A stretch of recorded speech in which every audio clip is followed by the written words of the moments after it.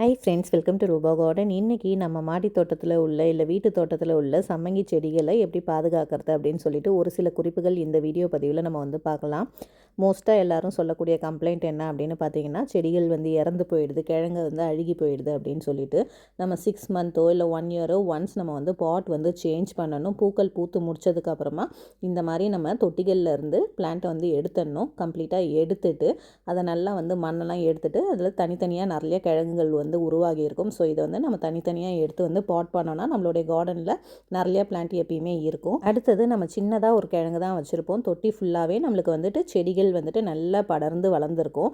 So அந்த இலைகளுக்கு கீழெல்லாம் வந்துட்டு வெள்ளை கலரில் மாவு பூச்சிகள், அதுக்கப்புறம் எறும்புகள், கரையான் இதெல்லாம் வந்துட்டு அந்த கிழங்குகளை வந்துட்டு இருக்கும். ஸோ அது வந்து என்ன பண்ணும், கொஞ்சம் கொஞ்சமாக வந்து நம்மளுடைய கிழங்குகளை வந்து அரிச்சு செடி வந்துட்டு இல்லாமே வந்து ஆக்கிடும். ஸோ முடிஞ்ச அளவு வந்து பார்த்திங்கன்னா எறும்புகள் இல்லாமல் பார்த்துக்கோங்க.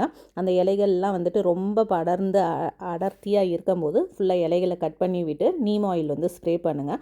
அடுத்தது நம்ம இந்த மாதிரி 6 மந்த்தோ இல்லைனா வந்துட்டு 1 இயருக்கு ஒன்ஸோ வந்து ஃபுல்லாக பிளான்ட்டை வந்து ரிமூவ் பண்ணிவிட்டு லீஃபெல்லாம் கட் பண்ணிவிட்டு இந்த கிழங்குகளை வந்து நல்லா ட்ரை பண்ணிவிடுங்க. ஒரு வாரம் கிட்ட நல்லா வந்துட்டு இந்த கிழங்கை அலசிட்டு காய போட்டுட்டு அதுக்கப்புறமா புது மண் கலவையில் நடவு பண்ணுங்கள்.